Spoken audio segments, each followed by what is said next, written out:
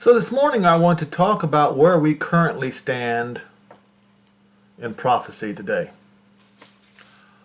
For the past 5, 6 years, however long it was, I'm not sure I remember, I have been going over the topic, salvation of Israel, how the new covenant is for Israel, and and sort of in the middle of my, I don't know, after the first 2 or 3 years, I believe it was, I changed the name of this YouTube channel to The New Covenant is for Israel, so that is the very first thing you see when you see this channel.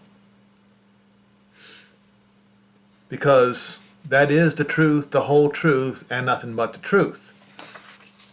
Now, the last video that I did about a week ago, it was about how, well, it might have been less than a week ago, how in Yoel 2, in verse 30, where it says, pillars of smoke,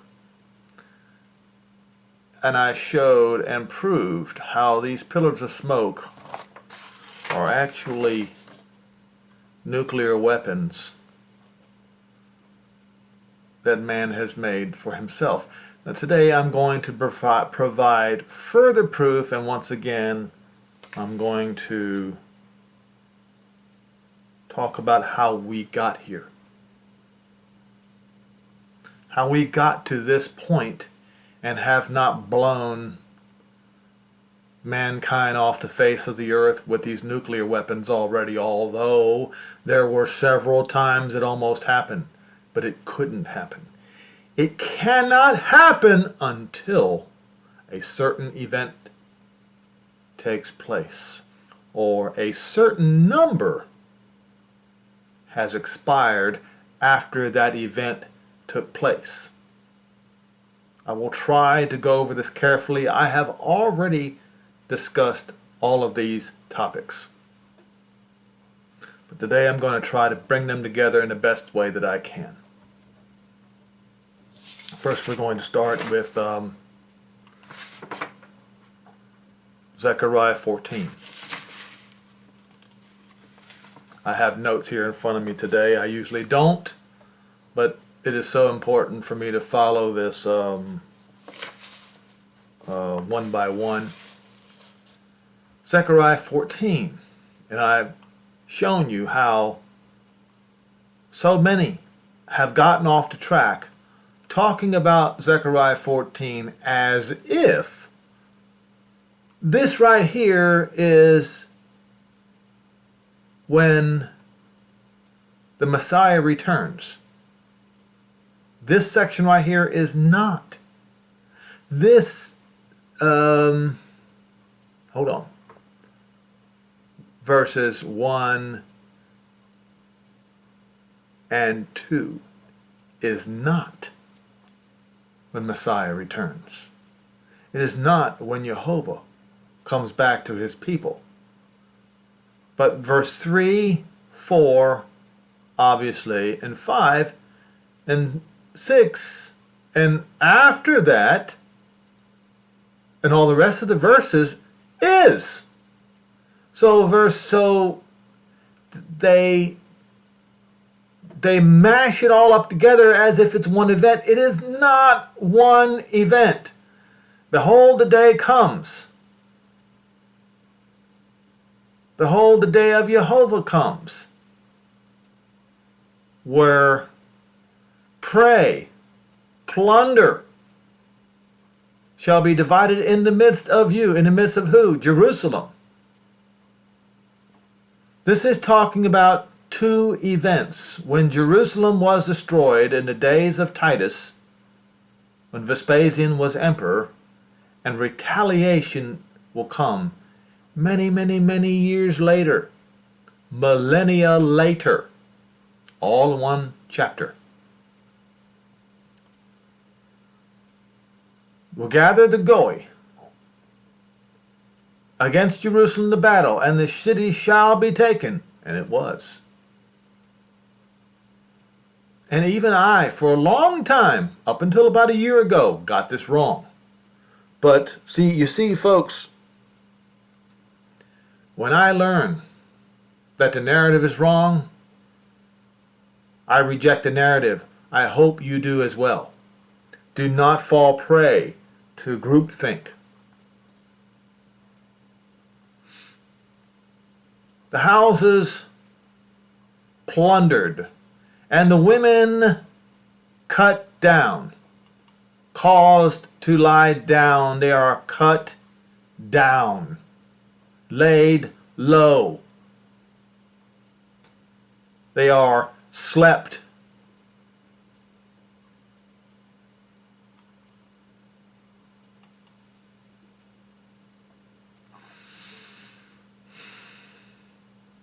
And half the city will go forth into exile. And the other half of the people, it does not say, shall not be cut off from the city. And this is where King James added, shall not be cut off from the city, is where King James lied. It is they will be cut down. Karath, to cut off, to cut down. The rest of the people killed. And what happens later? Then Jehovah will go forth and fight against those Goi when he fights in the day of battle. These are two separate time frames.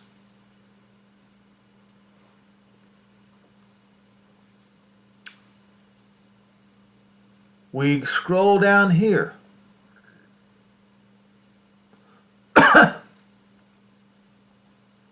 Says Jehovah is going to smite the people with a plague, a blow, a slaughter.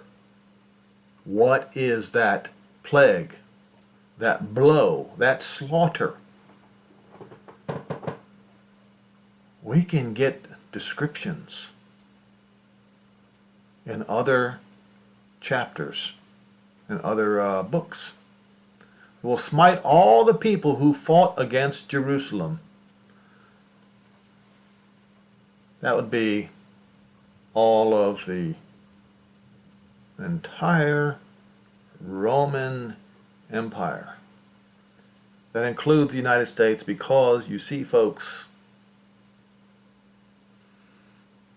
the new Colossus is a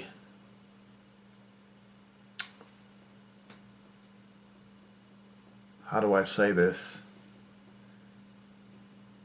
It looks like the old Colossus, the Colossus of Rhodes.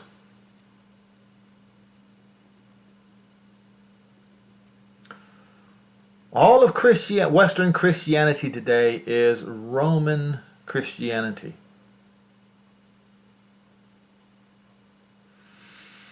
But they were not the only ones who fought against Jerusalem.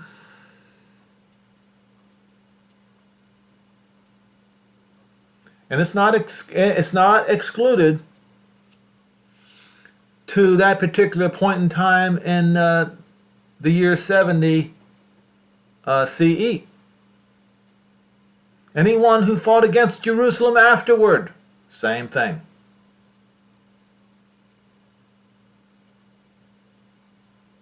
Then that would cover the Byzantines, the Turks, all of Christian Europe again. There's no getting around it, folks. And what is that plague?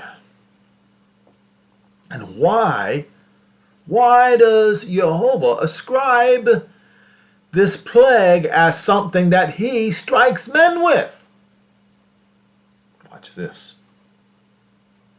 Their flesh shall consume away while they are standing upon their feet, and their eyes shall consume away in their holes, and their tongue shall consume away in their mouth. Have you seen the movie? What was that movie called? Back in the 1980s, The Day After. I didn't see the movie, I just saw the previews of it. And it had this very kind of thing. Now, then he describes how it is going to happen. See, folks, we Westerners need to learn to think like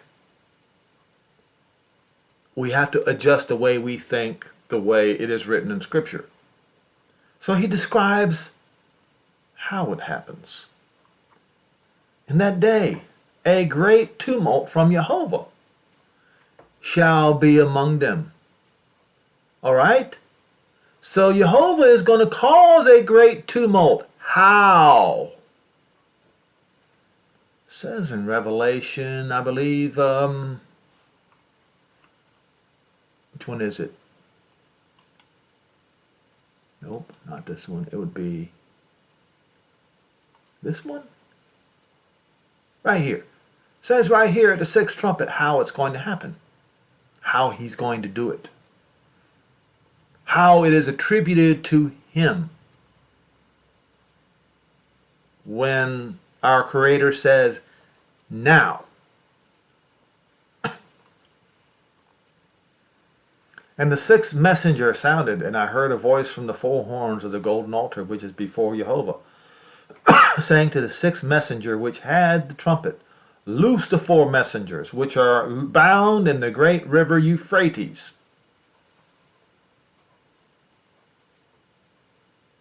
And the four messengers were loosed, which were prepared for an hour, a day, a month, and a year, for to slay the third part of men. And the number of the army of the horsemen were not 200,000. No, doesn't say that. It just says myriads, or 2 myriads.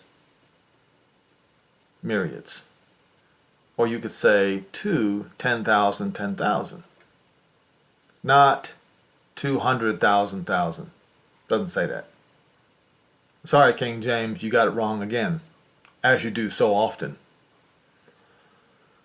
I heard the number of them, and thus I saw the horses in the vision, and them that sat on them having breastplates of fire,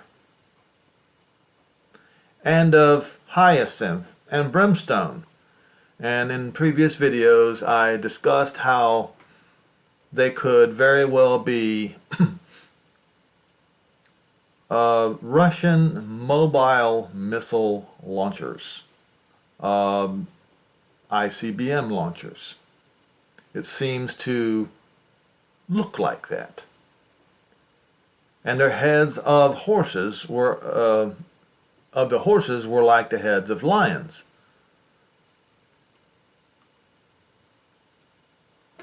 Wide. Horses have narrow heads. Lions have wide heads. The mobile ICBM launcher has a wide head. I'll show you something else that a mobile ICBM launcher has. It has a tail.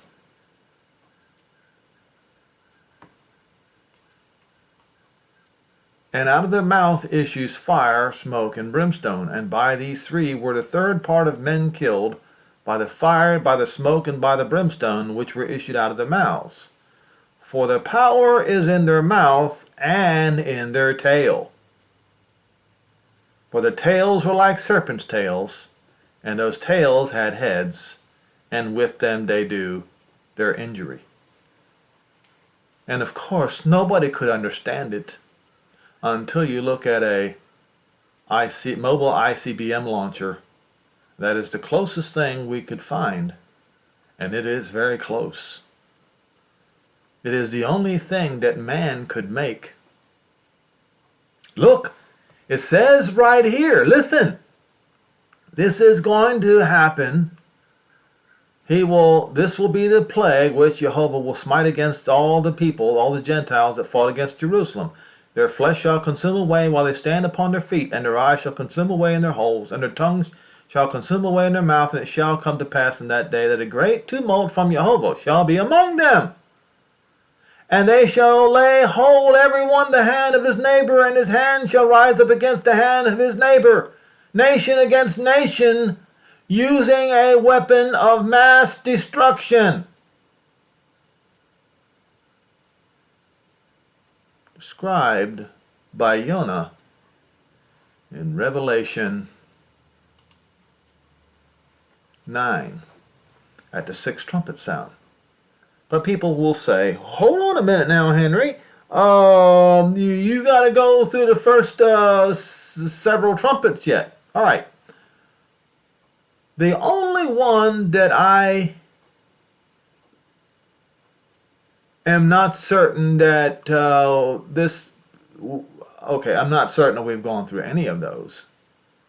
But what I'm saying, if you see this happen, then you know you're already in the sixth trumpet. So what happened to the others? Well, if you go and look in, where is this? Okay. If you look at this, the first angel sounded, the first messenger sounded, there followed hail and fire mingled with blood, and they were cast upon the earth. And the third part of the trees was burned up, and all green grass was burnt up. And the second messenger sounded, and it was as a great mountain burning with fire, and was cast into the sea. And the third part of the sea became blood, and the third part of the creatures which were in the sea had died. Now this one right here may have happened in the days of Vesuvius. Am I saying it did happen? No, I don't. I wasn't there. And this is talking about the Mediterranean Sea.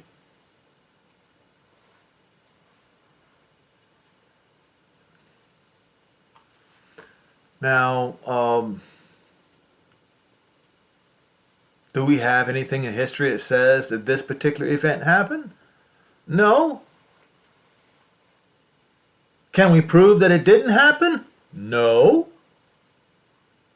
You see what I'm getting at, folks? If you think you know, it can be proven that you don't know.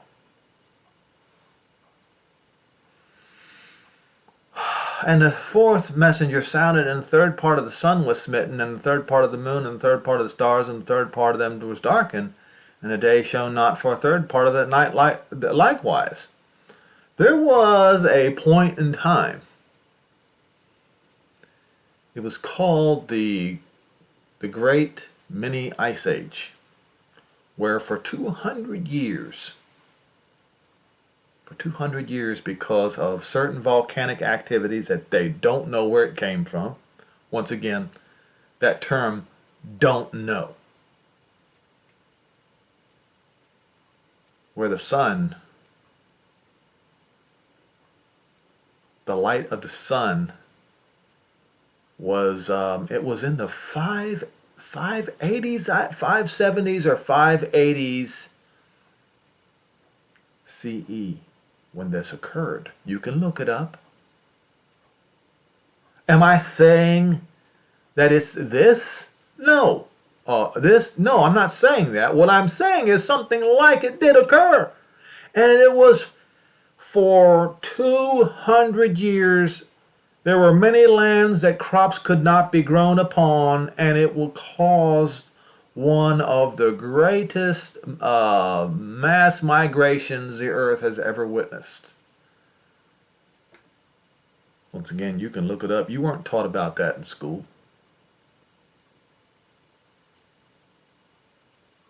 And remember what Yehoshua said when the disciples asked him when. He said, when you think not. When you think not.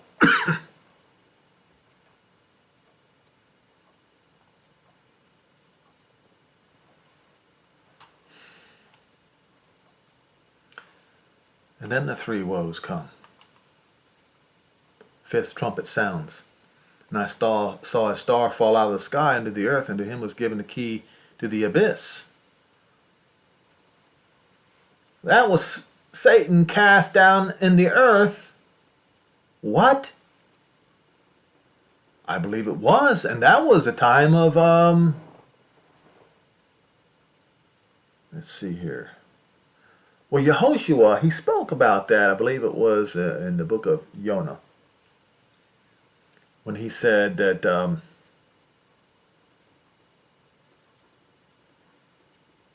from here on out you will not hear from me much, because the prince of this world comes and he has nothing in me, where he was cast out.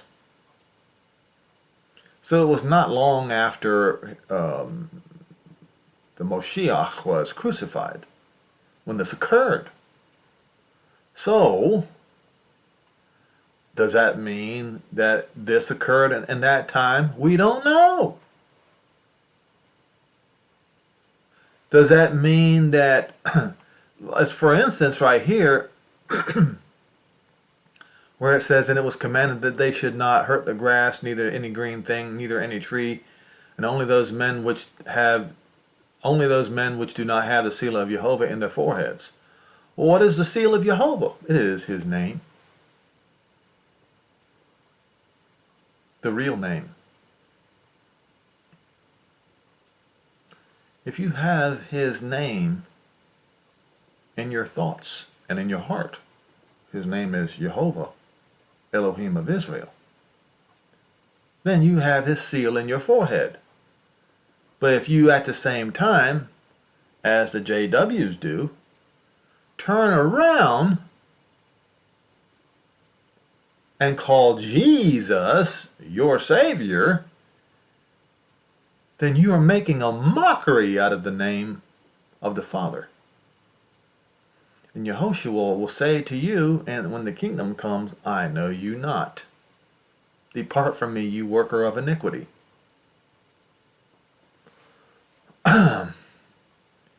And it was given that they should not kill them, but they should be tortured for 5 months. And the torment was as the torment of a scorpion when he strikes a man. Do you know what the torment of a scorpion when he strikes a man is? Are you ready for this?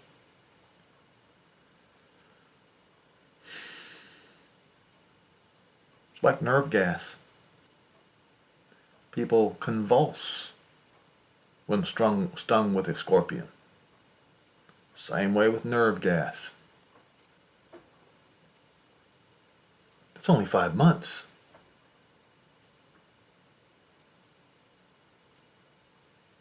So which sign are we supposed to look for? The sign of Yoel 2. Watch this. In verse 30.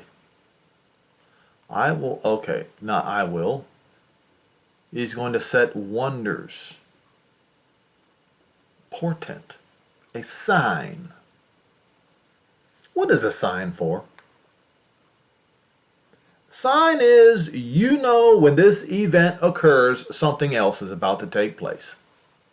Would you agree with that?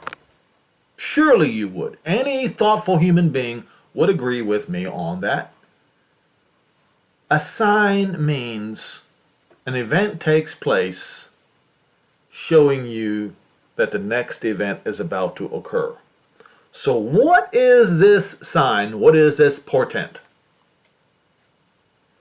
In the sky and in the earth. Blood and fire in the sky and in the earth. All right. From what? From palm-like timera, palm-like columns of smoke. And I pointed this out in the last video, and I'm going to show you another picture. This one is going to be more descriptive. This one is going to embed in your head, and you'll never forget this.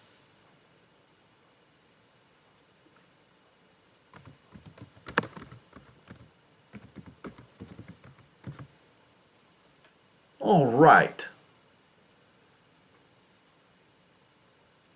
I like this one. Okay. Blood in the sky, blood in the earth, coming from a pillar of smoke that looks like a palm tree. Hey, I did not make that up. It's right there in Yoel 2. All right? It says he's going to set a sign. A sign. A sign. And what is a portent anyway? What is that? No, not potential. What in the heck just happened? Portent.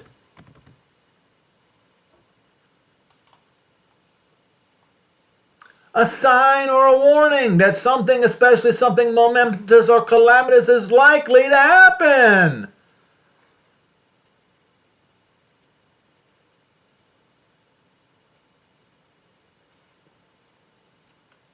This is the sign. Blood in the sky, blood in the earth, a palm-like pillar of smoke. We should have known. We should have known when Hiroshima and Nagasaki occurred.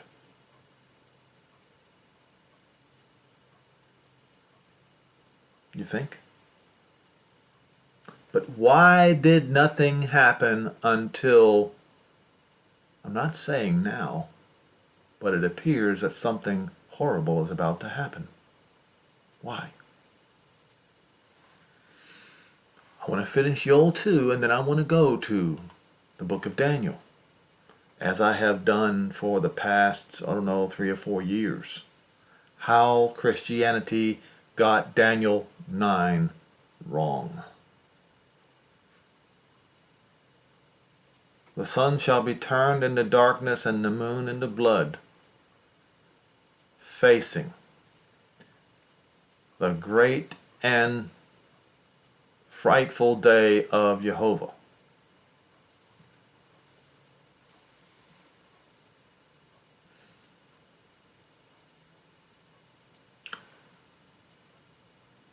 Mankind had the ability to do this to each other. But we're not going to do it until Jehovah turns loose the 4 messengers.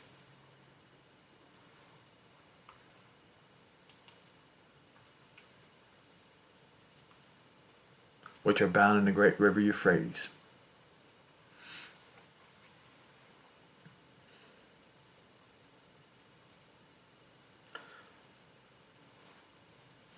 A day, a month, a year for to slay the 1/3 part of men.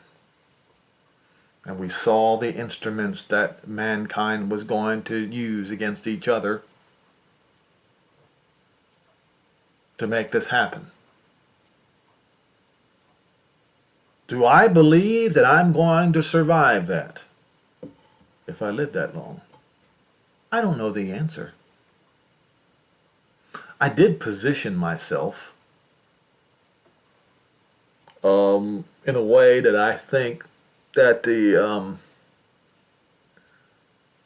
prevailing winds will not carry nuclear fallout, but I'm under no illusions here. I don't know if I'm going to survive it. I don't know. Neither do you. But I will continue for as long as I live to make truth come out of my mouth and to speak the words of the prophets and to speak about salvation for Israel and how the new covenant is for Israel until I'm dead. That's the plan.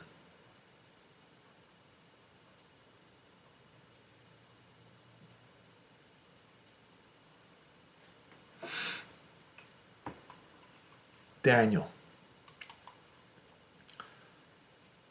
we had so many close calls. So many close calls. Those of you who are historian types, you know that we had a lot of close calls. Even, I believe it was, even during the time of, well, obviously there were close calls that we almost went to nuclear war over Israeli-Arab wars.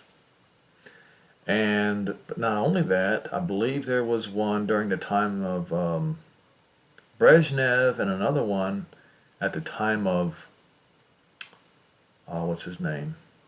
Boris Yeltsin.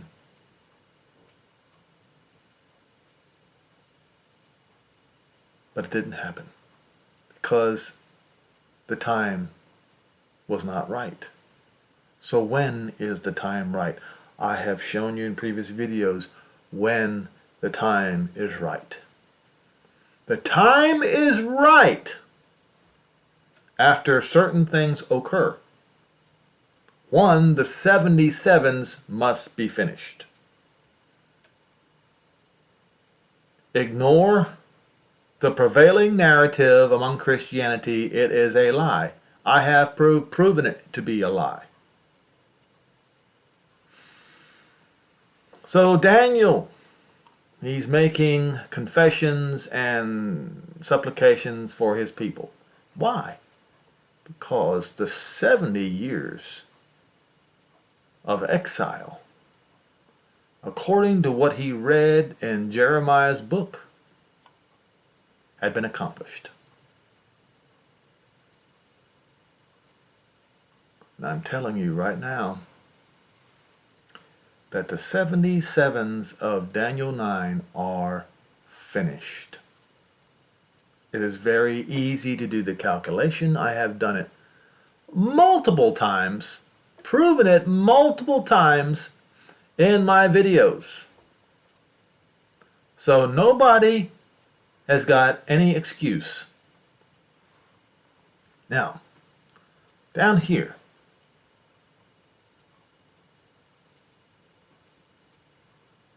it says, and while I was speaking and praying, confessing my sin and the sin of my people, Judah? No, Israel. Israel. And presenting my supplication before Jehovah Elohim for the holy mountain of my Elohim. And I spoke in prayer. The man, Gabriel, I saw in the vision at the beginning, when I was weary and faint, not being caused to fly. It doesn't say that. It says when I was weary and faint. I was weary. He touched me about the time of the evening oblation. He informed me and talked with me and said, Daniel, I am come to give you skill and understanding. At the beginning of your supplication, the commandment came forth, and I am come to show you where you are greatly beloved. Therefore, understand the matter and consider the vision. 70 weeks are determined upon your people, upon your holy city, to finish the transgression and to make an end of sins, to make reconciliation for iniquity, and to bring in everlasting righteousness, and to seal up the vision and the prophecy, to anoint the Kodesh, that would be the Temple Mount. Know therefore and understand that from the going forth of the commandment to restore and build Yerushalayim unto Messiah the Prince shall be 7 weeks. There should be a period at the end of that sentence, and they put a comma there instead because they wanted to promote the current narrative, which is the narrative of Cyril the Catholic. So if you if you believe in the current narrative that all the churches believe in, you are a Catholic, and you are deceived. You just read carefully. You would see how wrong that narrative is.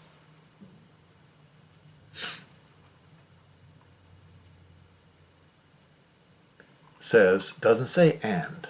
It just says, know therefore that from the going forth of the commandment to restore and build Jerusalem unto Messiah the Prince.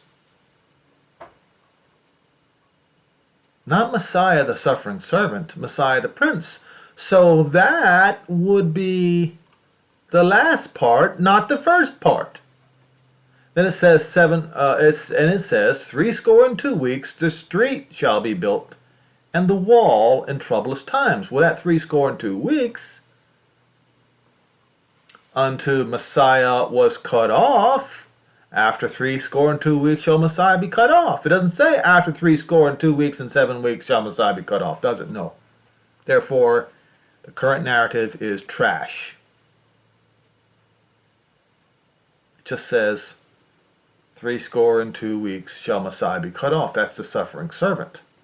So this section is for the suffering servant, and 7 weeks from the call, the commandment, the speech, the word, to restore and to build Jerusalem unto Messiah the Prince shall be 7 weeks. Well, I have proven that 62 weeks the street shall be built again in the wall, even in troublous times, and after 62 weeks shall Messiah be cut off. That was the era of Nehemiah.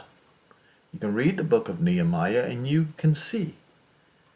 Even historians have got it mostly right about the 62 weeks. Get my calculator out here. 62 times 7, I can't remember the number. 434 years before the death of the Messiah was when Nehemiah's work, when Nehemiah proclaimed to the king of Persia that the building of the streets and the wall in Jerusalem were finished.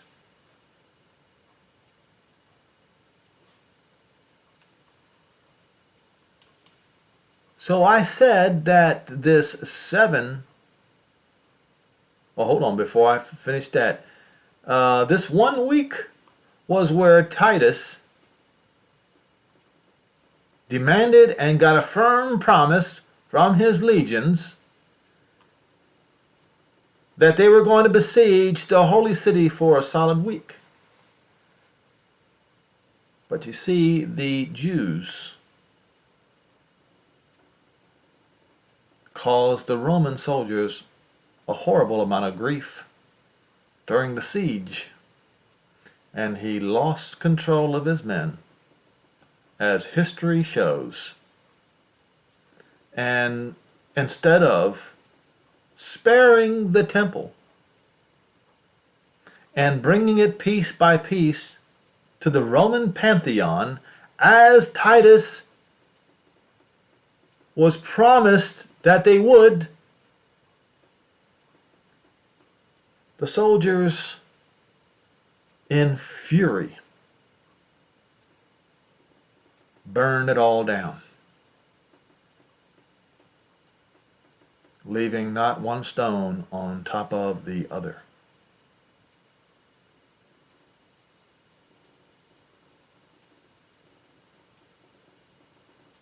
Exactly as it says right here. In the midst of the week, the sacrifice and oblation were ceased, and the overspreading of abominations, and made it desolate. This is exactly what happened. So the 1 week is finished. Over. So now we only have 7 weeks of this prophecy. And that is the commandment to restore and build Yerushalayim unto Messiah the Prince. And I have often, let's see here, Shlomo Goren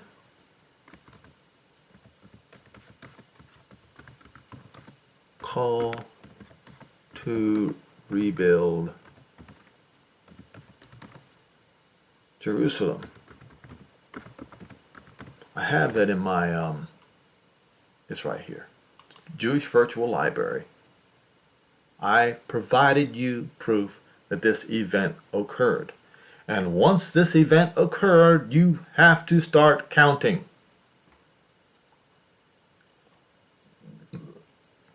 Seven sevens, that's 49.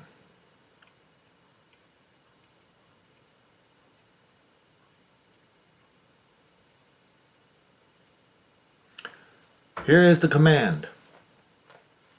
I have repeated this both in Hebrew and English so many times I could not count it. On this YouTube channel.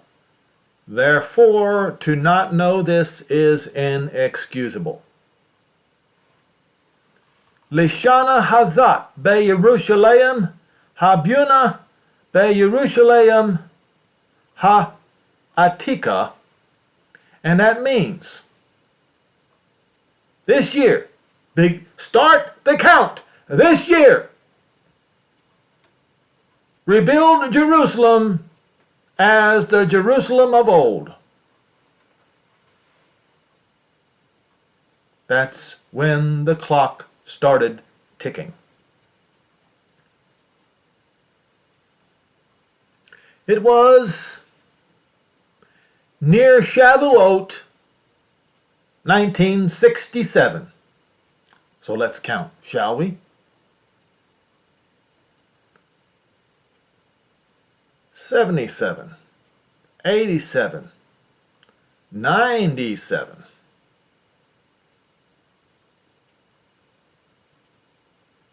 Seven sevens is 49 years, so that's 30 years, 97.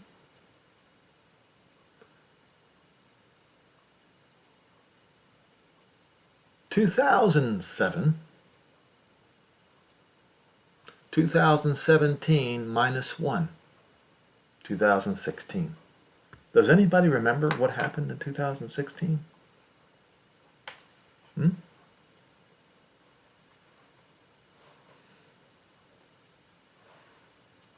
A man got elected.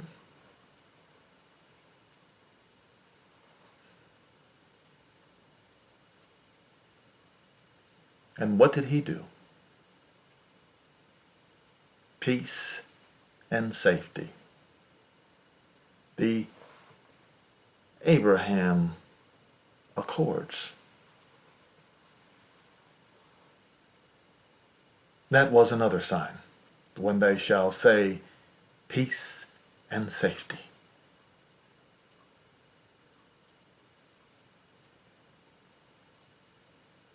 Now, folks, you know how human nature is. Anytime man says peace and safety, he's about to go to war.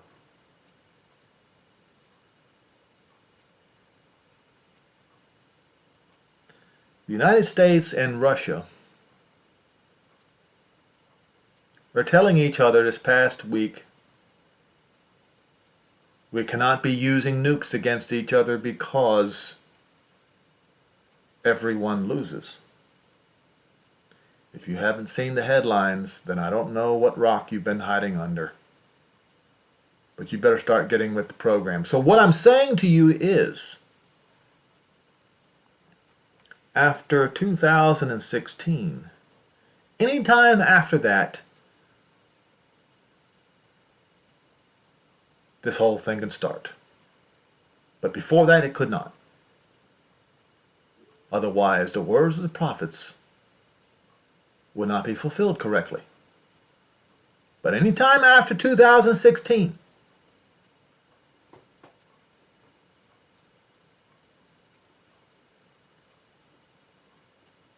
and then, when was it? It was 2019, was it not? The Abraham Accords.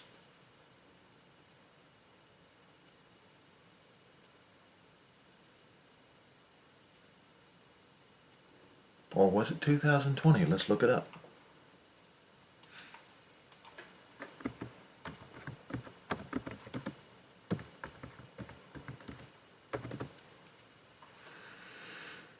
Oh, looky here. Oh, so that was that was my last visit. Okay.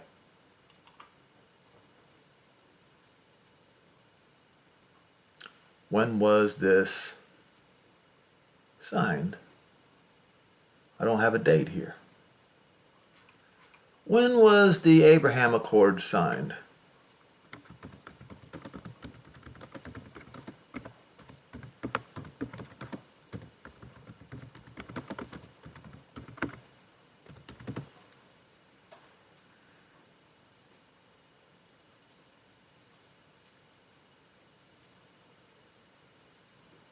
Whoa. Look at here. We got a date. September the 15th, 2020. That's just a little over a year ago. And now? And now they're talking about nuclear war over Ukraine. Just like that.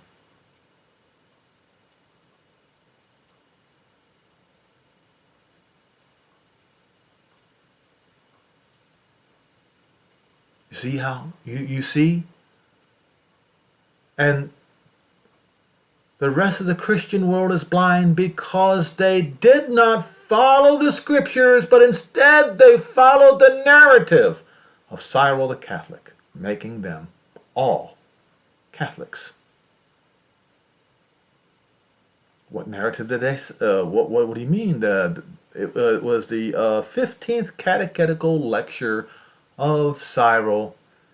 I think it starts at verse 10 and all the way to verse 15. You can find the whole thing in there. If you want to look it up, you can find it. They followed that false narrative. The false narrative of the Antichrist comes when the time of the Roman Empire comes to the end. When in fact, Romans 11, verses 25 to 26, 27 says, "Brethren, I would not have you be ignorant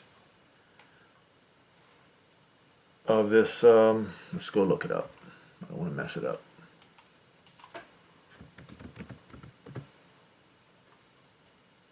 Romans. I wish my memory was better, but I wish a lot of things about me was better.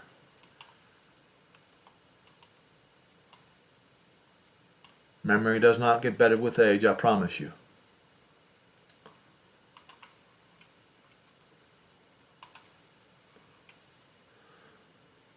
For I would not, brethren, that you should be ignorant of this mystery, lest you, Gentiles, you Romans, should be wise in your own conceits. And I have proven that they have gotten so wise in their own conceits that they don't regard the words of Paul. That blindness in part, which means partial blindness, has happened to Israel until it says the fullness of the Gentiles takes place. Well, we read in Luke 21, or is it Matthew 25, it says when the time of the Gentiles come to the end. So when you read the fullness is like an hourglass. When the Gentiles' hourglass becomes full, that's when their time comes to the end. That's what it means by the fullness. And what happens next? And so all Israel shall be saved. Daniel 12. What happens when the fullness of the Gentiles comes, or the time of the Gentiles comes to the end? Daniel 12.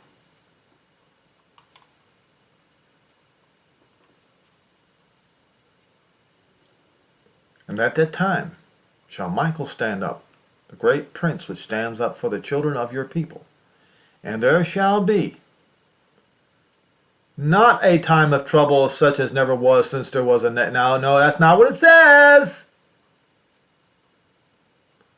There shall be a time of adversary, a time of great straits and distress, aka tribulation, upon the Goy. It does not say such as never since there was a nation. That's King James Version deceiving you yet again. Now, if you follow the King James Version narrative, you will remain deceived and you will suffer the great tribulation upon the Gentiles. There shall be a time of adversary, a time of tribulation upon the Goy. And at that time, that same time now, just like Yoel 2 says, when you start to see those blood in the sky, blood on the earth, coming from palm-like pillars of smoke, then you know. At that time, that same time, your people shall be delivered. Every one shall be found written in the book. And this is the resurrection scripture, not Ezekiel 36. Ezekiel 36 is not the resurrection scripture. This one is. Matthew 12 is.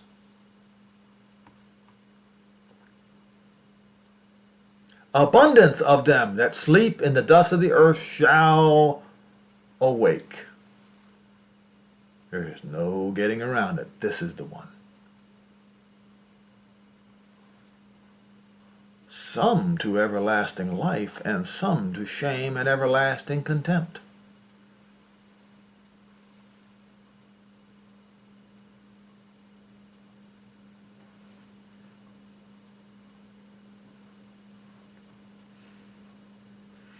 And they who consider, who read these things and hold these things fast and are not deceived by them, shall shine as the brightness of the firmament, and of many righteous will be as the stars forever and ever. But you, O Daniel, shut up the words and seal the book to the time of the end. We have the book of Daniel. We have Bible Hub, which gives us Strong's Concordance literally at our fingertips. We have been given this short period of time to research these things quickly. And as you can see, the vast majority of the people on the earth have squandered that time. And even I barely, maybe just in time, maybe figured out that Yoel 2 verses 30 and 32 is talking about nuclear weapons. It's only been a week ago. And we are staring in the face of Yoel 2 verses 30 and 32 right now as we speak. That is the sign we're looking for, folks. I'm not saying that your trumpet sounds before then don't mean anything. What I'm saying is that Yoel 2 is saying that the sixth trumpet sound is what we're looking for.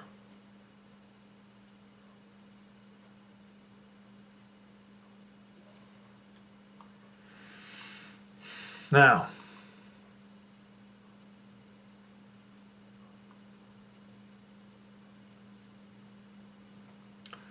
so I went on Facebook and I posted. And I also posted what I am saying to this very day. And if you want to know the truth, folks, on Facebook, I have been doing this just like I've been doing posting these videos. There's only been one on Facebook that takes to heart what I have been posting. He is my cousin. He's my cousin. My mother's sister's son. He left the Amish, and they're begging him to come back when his daddy died about a month ago. And he told me, he said this, he says, Henry, I had this feeling. My intuition told me that my dad had to die first before these things take place. And I told him, I said, you know, since you mentioned it, I had the same intuition that my own dad was going to pass away and then these things were going to begin. Of course, my dad passed away back in August. So I'm looking here, so what I'm doing here is I'm going to, what I posted yesterday at 7:30 a.m. Well, folks, I think the time might be here. Everyone has plenty of time to get their act together.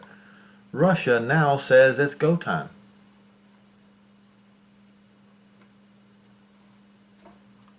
This is from the Foreign Minister Lavrov. Russia's patience with the actions of the West has come to an end.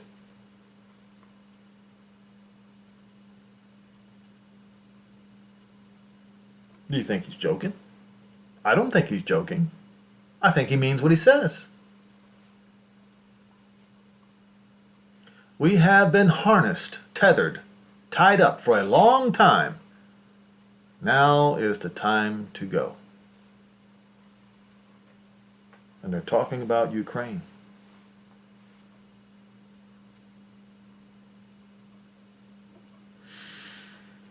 And NATO says it's not going to allow,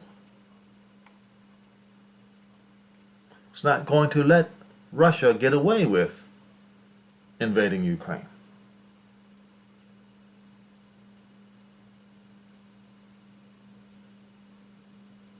Slightly over a year after the signing of the Abraham Accords. And we're staring at a nuclear conflict. I don't know what's going to happen tomorrow, folks. But each and every one of us has been given ample opportunity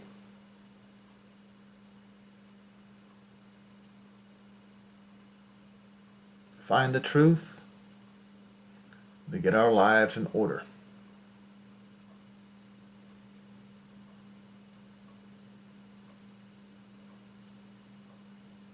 For the sake of yourself, for the sake of your wife, if you have one, and for the sake of your children, if you have any. Well, my own child decided that he did not like what I was talking about, and he just rejected me flat out. But I was not going to just sit there and keep it to myself. I was bound and determined to broadcast this information across the entire world so that not even my own son has any excuses, because he could watch these videos too if he wanted to. There are no excuses, folks. None whatsoever to be had. Fact. There's no excuse for me not knowing about the palm-like columns of smoke, blood in the sky and blood in the earth coming from nukes until a week ago. There was no excuse for that. I should have known, but I didn't. But one thing that I'll do, and anyone who is watching my videos, you know, there's one thing that when I find out, I do not delay in speaking about it on YouTube. No delay whatsoever. As soon as I find out, the world finds out. Well, the world can find out if they want to. Because, you see, I am not going to hide the truth when I find it. I will display it, speak it to the entire world for the whole world to see. And all of you who watch my videos are a witness that I have done that.